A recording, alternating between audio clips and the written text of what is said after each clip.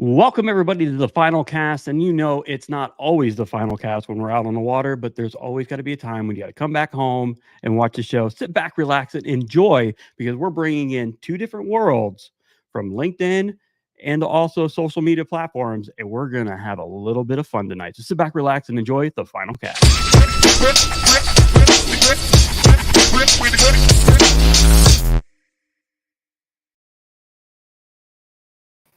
All right. Well, I would like to introduce everybody to Miss Stephanie. So, Stephanie, tell us a little bit about who you are and who you work for a little bit. Thanks for having me. My name is Stephanie Vatalaro. I work for the Recreational Boating and Fishing Foundation. We're an interesting organization. We're a nonprofit that actually receives a government grant to kind of be the industry's marketing and communications arm. We're out there trying to get newcomers to take up fishing and boating and teach them how to be, someone who's going to take care of the environment. Fantastic. So, tell us a little bit about how long you've kind of been there, and let's make a transition into kind of like what you're doing right now for a little bit of fun. Sure. I've been there almost 18 years, which is kind of crazy to say, but right now I'm the Senior Vice President of Strategy and Operations. And basically I work with our board and our senior leadership to set the strategy for the organization. And then I work with the teams, the department leads to ensure that we are meeting our goals and functioning on it efficiently and getting the work done. Good. So tell us a little bit about what you like to do for fun a little bit. What I like to do I like being on the water. Which, well, that's a necessity, right? Boating, fishing, all the things. Oh gosh, I don't know. We have a lot of fun things we do here as a family. We cook, we dance, we like to go to wineries and hang out. Cool. So you like to, when you're not stressing out about researching anything, you like to sit back and relax and kind of just have a good time with the fam. Absolutely. Awesome.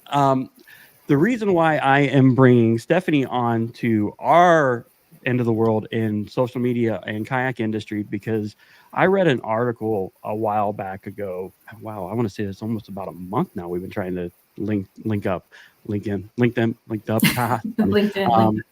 LinkedIn. But you had this amazing point of view about the kayak. I'm not saying kayak, the fishing stores and local fishing shops that I would love for you to share with our audience and just talk a little bit about the research and development that went into that, and then also how you came to the conclusion of about the kayak, the fishing stores. Yeah. So RBFF historically and traditionally has worked on recruiting newcomers into fishing and boating.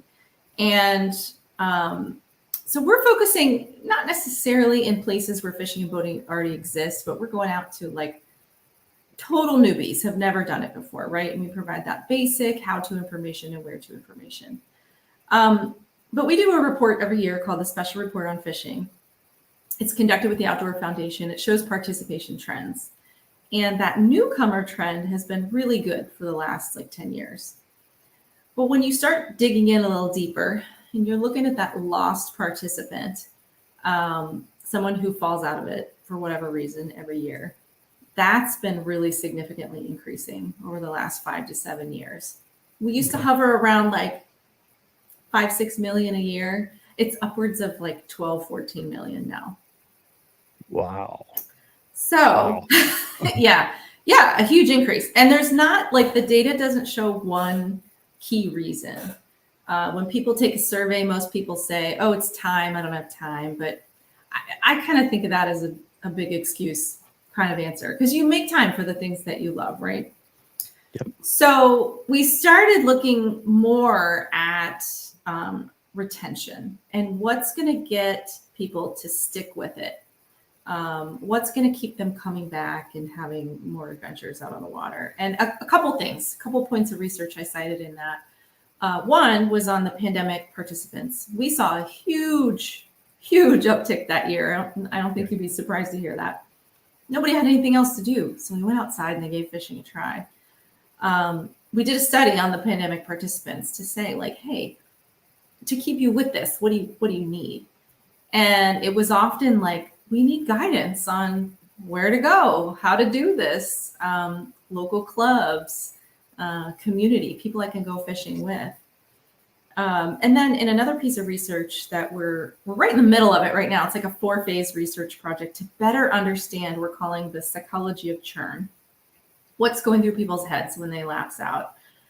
We're seeing a lot of the same themes. It's local. Fishing is so local, right? The species are local. The tackle is local. I mean, there's some generalizations, but people need a place they can go where they can not only get their equipment and have someone help them get the right stuff. They need guidance on where they can go and what they can catch and what to do with it, you know.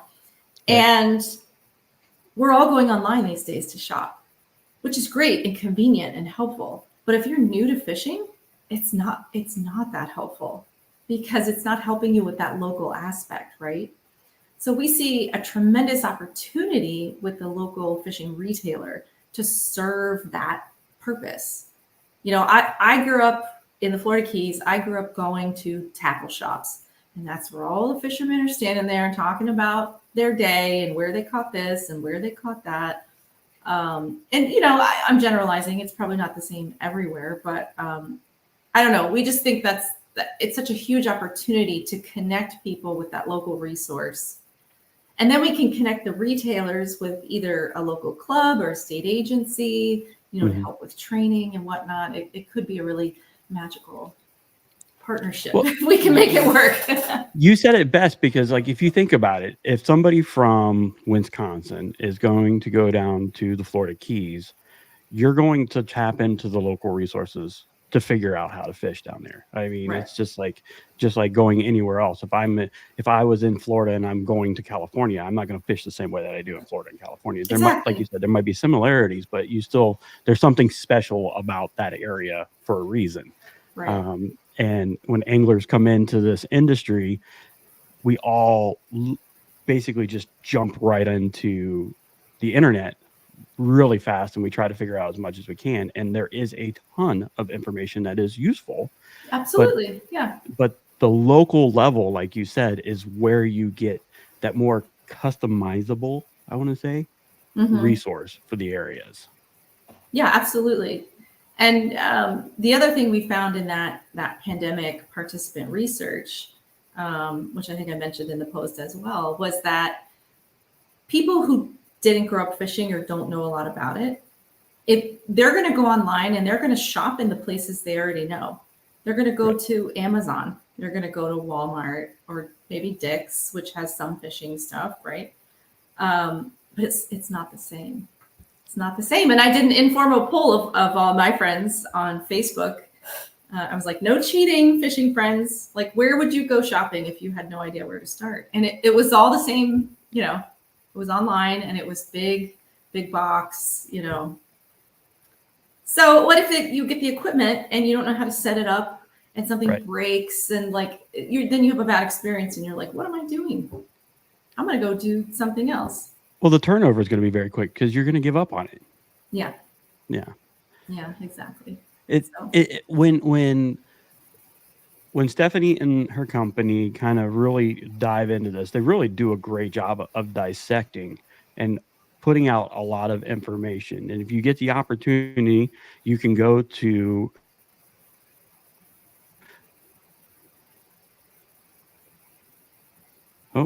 we had a refresh moment. It's okay. It happens all the time. It happens all the time, right? But yeah, so you have these. Her and her company has this opportunity to give out so much information to individuals, and you really do a great job of focusing on, like, you take an article and you really focus on it. So, like, for instance, females in fishing, and then the tackle shops, and you have a lot of other articles out there. Give everybody a little bit about some of the other things you talk about besides the tackle shop. Let's talk a little bit about female in fishing and everything else. Let's talk a little bit about that. Sure. We're actually running our national campaign right now. So you may have heard of Take Me Fishing. That's our national brand that we use to engage with people to get them interested. And it's always been we want them to become aware of it. We want them to trial it, and we want them to be successful and keep going. Last year, well, let me back up a second. We've always kind of focused on the family with young children. Right. There's a lot of research. We use a lot of research to guide our decisions. We know that like kids alone, if they go to like a derby, even if they're given a fishing rod, they may not go again if the parents aren't involved. And we know that it needs to be at least 3 times of going and having success before it starts to build a hobby, right? Right. So, where was I going with that? Well, the family, go 3 times. That's when it's going to be a the target audience, right? Okay. Right. So this year, we saw an opportunity to engage more women in fishing. A couple of big national consumer statistics popped out at us. Number one, women make the majority of major consumer spending decisions. Right. They're also the family activity planners. And number 3, like this one blew my mind. Moms are fishing with the kids more than dad. So they're often the teacher. Huh. I had never even thought about that.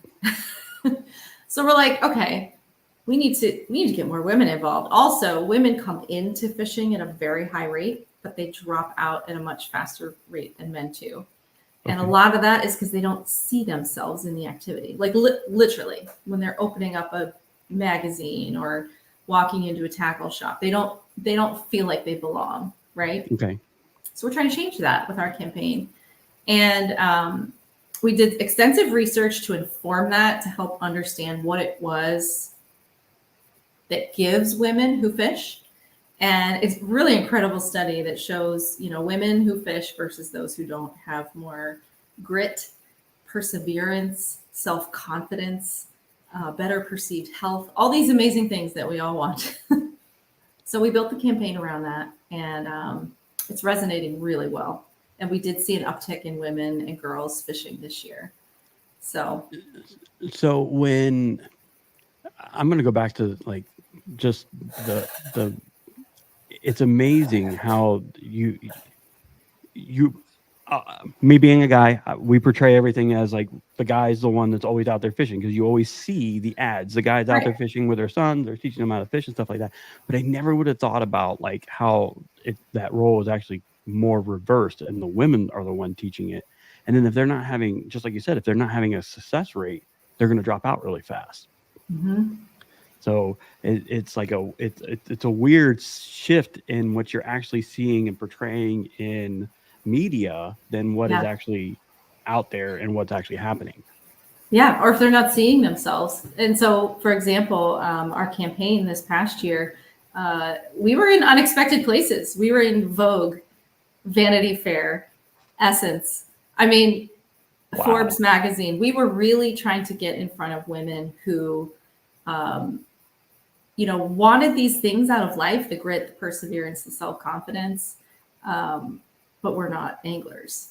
So that is just remarkable. Wow. I when I sit back and I read your articles, that's when I become more enlightened on a lot of the other side of things. Like, I'm used to being in this industry, working, doing this stuff, and then kind of forgetting that there's a whole nother untouched part of this market. And that's also the females and young anglers, like children, like getting them involved, getting them there. And there's tons of organizations that are trying to do that, like get that involvement in there. But I've never seen it where you lay it out very nicely in your articles. Like, boom, it's like, this is how this is like affecting the female mindset, how it's affecting the female culture coming into the industry. And there's a lot of ladies that are trying to break that in this industry and to get in there. And we see it in the kayaking side. We're starting to see it more in some of the boating side, and some of they're coming up through the ranks through like grassroots bass fishing and boats and stuff like that. But like, just to hear coming from yourself about how this is like, because you're right, a lot of the females do make a lot of financial major decisions. They're the ones that plan your vacations, your trips, and everything else. Most of the time, the guy's not doing that. Like, I'm a guy, I'll admit that. I'll throw us under the bus, gentlemen. We're doing it wrong. We're doing it wrong. We need to hop in on this planning thing. and be more apart and be all inclusive in getting the whole family out there. I know that like when I take my wife and my kids with me, I have a blast with them. Yes, you do want to throw them in the water, but Yeah. it's like it's part of the whole teaching and teaching patients and guiding them through the process. Right. You have a few other articles out there that I want to share with the anglers that I'm trying to kick back over to the LinkedIn page. Excuse me, Yeah, sure. I'm cheating over on the other You're side. cheating. No Uh, problem. you have the empowering women Mhm. in fishing and making it your first and your best self. I love that. That article was a really good one. Finding their best self, and then welcome to the water is just the overall, like just getting women out on the water, like just welcoming them. Hey, there's many other aspects besides fishing. Maybe you want to get into the boating side, or you want to get into jet skiing, or canoeing, kayaking, paddleboarding. Always fun. I like that one too. Yeah. But your most recent one, the one that was out in trade only today about the psychology of churn. This is unique. I want you guys to listen from Stephanie about the psychology of churn. So I talked about it real briefly. I mentioned it earlier. When we started to really dig into those numbers of lost anglers, we had a planning session with our board of directors, and like we need to understand this better because we have all these surveys that say the number one issue is time. And well, I kind of already said that's a BS answer. Sorry, but it is. We need to dig into that. And so working with this global research agency called Ipsos, it was a 4-phase project where we, number one, went out and talked to lapsed anglers to get their overall impressions and why they left. We did a comprehensive survey, and they have this I don't know, they do this magic in the background, right? They have this behavioral science data they throw it up against, but what the product is, and I literally just got this link in my email inbox yesterday, so it's not off the press yet, but coming soon. They're creating personas, and what that is essentially we will be able to tell the industry this type of person, let's say Sharon, age 20 to 30 with 2 kids under the age of 10. Here's how she experiences it. Here's why she left. And here's how you can message her to get her back. So we will have a number of different personas that we can tell the industry, like, here's how you need to be talking to people to get them to come back to your store, to come back to your business, to get them back out on the water.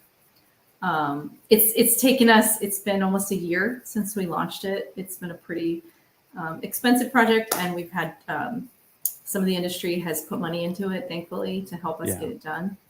But we're hoping, it'll be hugely impactful for folks who do run businesses to help them increase those retention rates.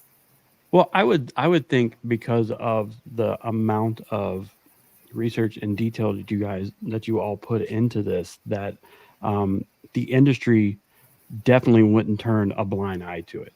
Like it needs to be like right here, first and foremost, and out there. So the other piece of it that's kind of happening at the same time, and I don't have a data point that shows this correlation, but our country's changing, right? Our demographics are changing quickly, rapidly.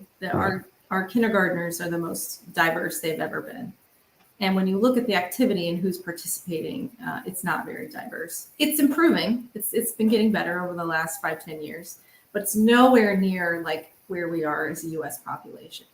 So we work really hard to do that, the representation, and show people that they do belong in it. I think one of the things we hear a lot from industry is they want to just keep selling to their existing customers, sell more to the existing customers. We haven't hit that tipping point yet. It's coming. Really? Nah. Where those folks are going to stop buying. Yeah. And if we don't fill that funnel, I mean, that's a good business practice, right? We got to fill the funnel with those newcomers. Then we'll all be in trouble.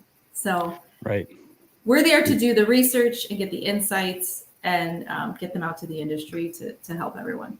I like the funnel idea. Exactly. I mean, you still, as a business, you want to be able to funnel it down to where you have new people coming in, and you just kind of keep that kind of rotating and going.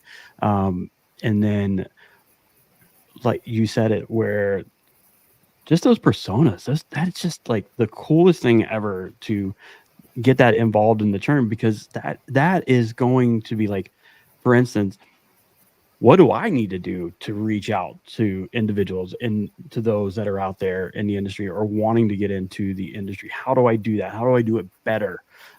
What's the one thing that I can take away pretty much from all the articles that I kind of need to do? And that's one reason why I really like LinkedIn, because you guys get to share that stuff to us and enjoy.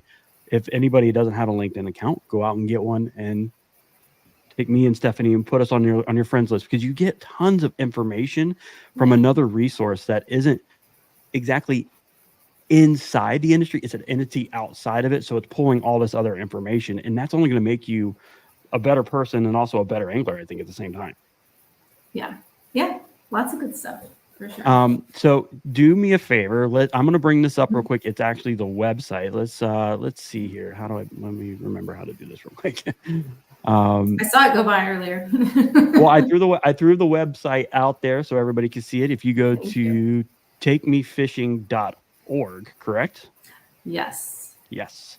And this is the website that you can go to, and they have done a good job of just getting the information out of who they are, what they do. They've got a massive resource room in there, resource center, and then also the newsroom is where they're kind of releasing all these like tidbits and different things that's going on in the industry, and also in the same things that they're finding in their research. There's a lot in there that can help you. Also, tell us a little bit more about what you got going on the website. Sure. Well, this is actually the corporate part of our website, which has all the resources. If you were to go to takemefishing.org and scroll to the bottom, you would click on the RBFF logo. That would take you right here. Right here. Yep, that's Take Me Fishing. So this is I took you the wrong one. That's okay. That's the consumer-facing side where new anglers can get information on how to get started. But if you scroll all the way to the bottom and click on RBFF, which is where you were. Sorry, I'm not scrolling too fast for you all. You all can see some of the other things that they have in here. I apologize. I went really fast. They have a ton of blog resources that you can go to. A lot of people contribute to the takemefishing.org website. There's a lot of anglers, a lot of media special individuals that are here. And so we're going down to the bottom. Corporate. That's it. RBFF. There we go. So that's the foundation side of things. Hold on a second. It froze. Forgive me. Because I changed the screen. That's what happened. I can still talk about it. It's what I do. I mess things up sometimes. Hold on. Oh, no. I'm pretty good at it sometimes. There we go. Here we go. I'm getting there. It got stuck. Here we go. Now we're back. Okay. Now we're back. Great. Yeah, I mean, it goes through the who we are, what we do, talks about our board of directors and whatnot. But probably the most useful section for the industry is the resource center in the newsroom. The resource center just has a ton of different marketing materials, imagery. Research is there first because it's one of our most popular sections. Webinars and workshops that we hold. This is all the stuff that we've put together over the years to help the industry do a better job engaging with customers.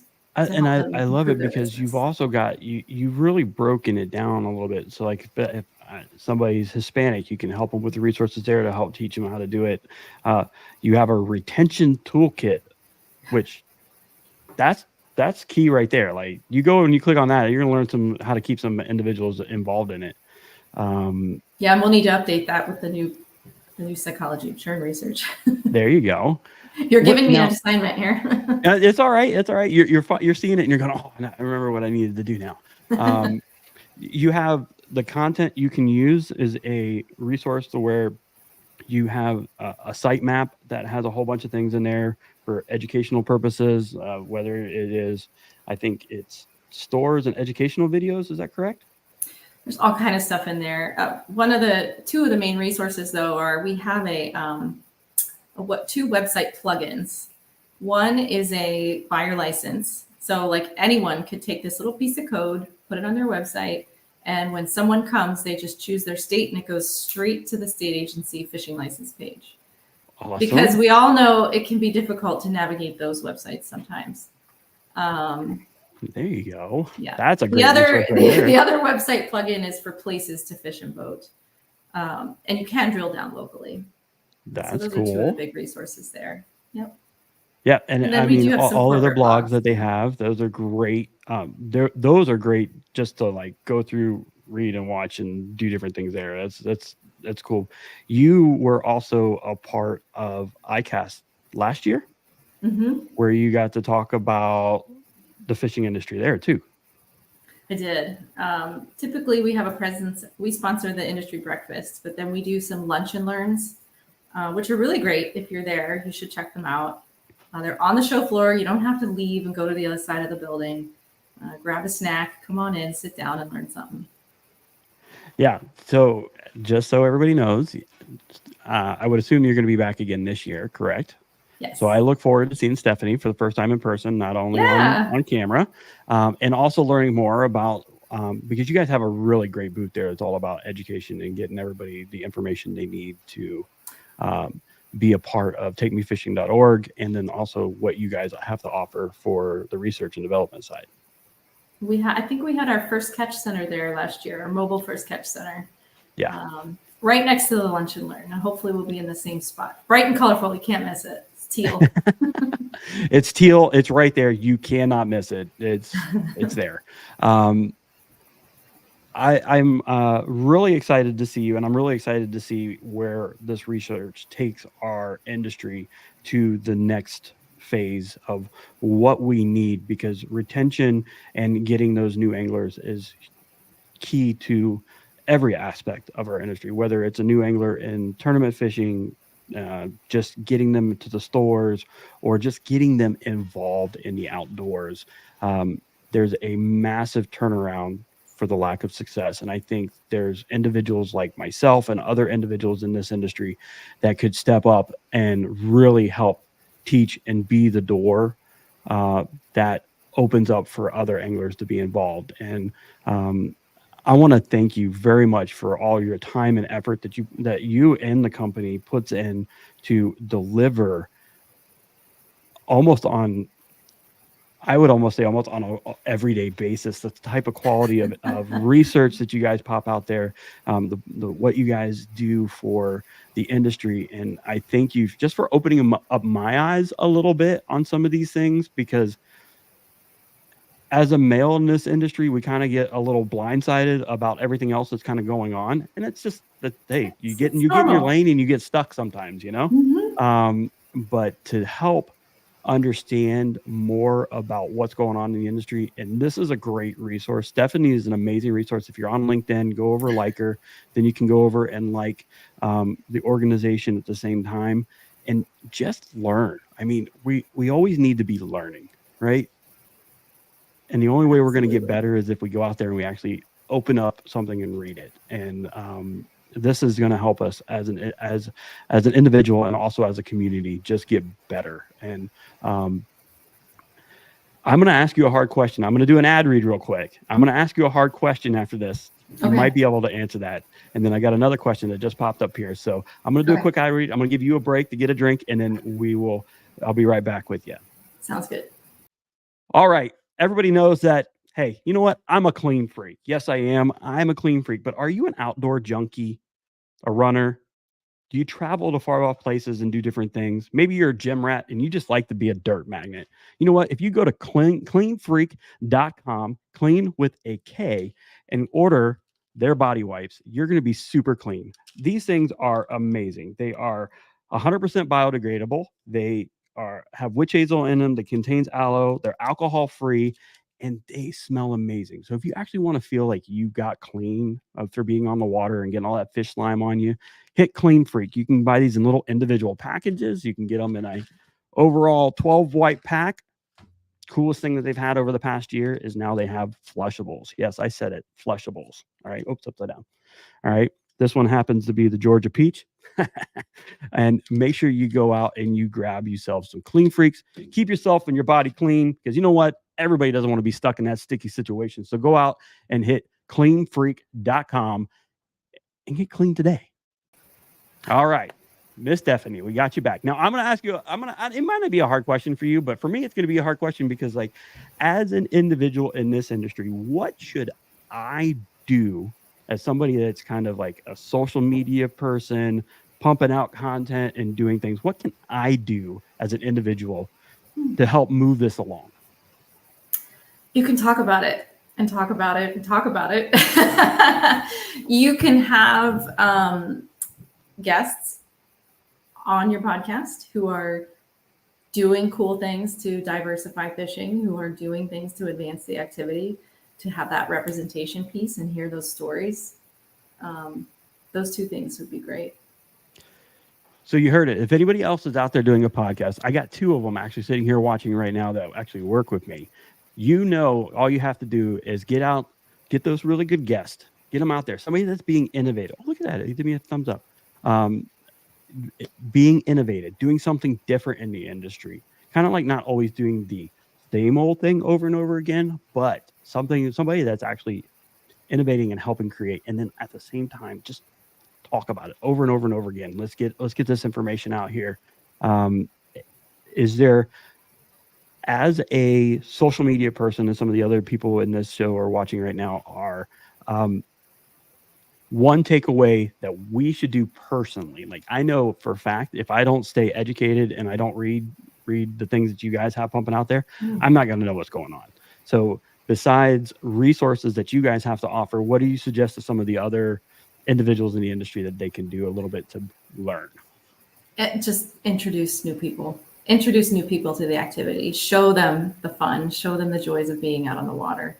Honestly, it's one of those activities, if you didn't grow up doing it, and there's just so many perceived barriers. They're not even real barriers, they're perceived barriers. People think you have to invest all this money and, you know, drive 2 hours and spend your whole day. Like, we all know, like, that's you can do that. You totally can. You don't have to. It can be simple and fun. And if those of us who are in the position of, you know, having a boat, having the fishing gear, having access, would all introduce some newcomers, we'd be in a better place.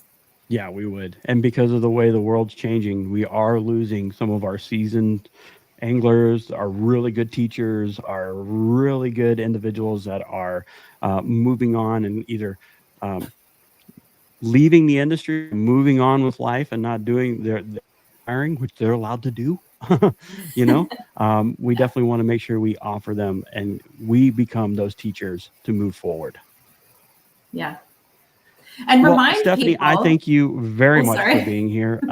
I look forward to seeing you in a few weeks down there. We will definitely go ahead. Oh, sorry. I was just going to say, and I always like to remind people, and you can remind people, that when they buy their fishing license, when they buy fishing equipment. Lose her? I hope not. All right. Can you hear me? Can you hear me? Hello, hello. Can you hear me now?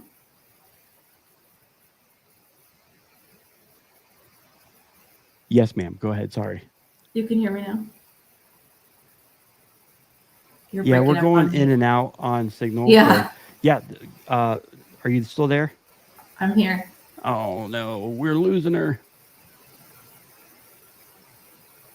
Hold on. Let's see if we can get her.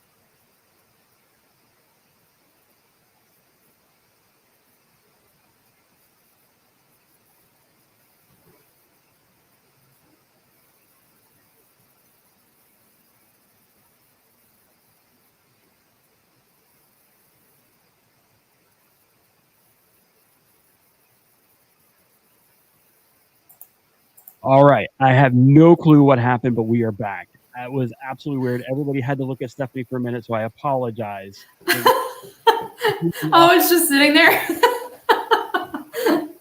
Sorry. It completely went off the rails. Sometimes it happens. We love technology. It's what happens. Oh yeah, I gotta love Do me a favor and technology. repeat your last statement. I apologize. No problem. I just always like to remind people as I'm closing that, because not everyone knows this, when you buy a fishing license, when you buy fishing equipment and put fuel in your boat, you're contributing to the conservation projects that the state agencies do to keep our waterways healthy and clean.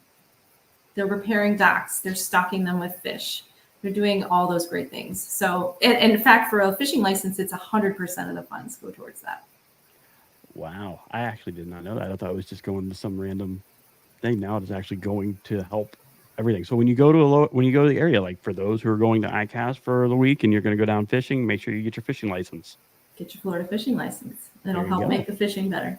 Well, again, thank you so much. I'm sorry for the technical difficulty, but I No appreciate you coming on and being the face and the voice of my new reason of making sure I get information out to individuals. So again, thank you for coming over from the LinkedIn world and joining us. Thank you. I look forward to seeing you at ICAST. Now we're going to have you back again at ICAST because we have a booth that we're going to have and set up there. So you'll be able to talk a little bit about some of your excursions and things you have going on at ICAST. Right. But that sounds amazing. Thank you very much for coming on board, and I look forward to seeing you again. Everybody, thank you. Thank you. So if you want to get information, you want to go to that, make sure you go to takemefishing.org to get your fishing license, and also to get any other individuals involved and just be the voice that starts the new obsession that we call the love of fishing, and get out there and do that. When you do that, obviously, when you get your licenses, just like Stephanie said, it does help with the conservation efforts. It all goes into creating better waterways and at the same time stocking fish in areas that we need. And that's pretty much throughout throughout the country. So make sure you always purchase those licenses to help conservation efforts in your area. When you're out on the water, enjoy yourselves. Thank you again for Stephanie for joining us on the show. We look forward to seeing what everybody is doing over the next couple of weeks. As we talked about a little bit ago, myself and some of the team is going to be at ICAST again. So we're going to be giving tons of information out there and helping you with whatever new products, gadgets. Maybe you want to see a particular person. Hit me up in the notes and comments and let me know, hey, I would like to see you talk to so and so. We'll see if we can get them out on the show, and we'll get them there to be a part of it. So thank you very much again for joining the show. Enjoy yourselves. Make sure when you get out on the water, you make that phone call and tell them it is your final cast, but we all know it is not. Enjoy your weekend, and we look forward to seeing you again in a week.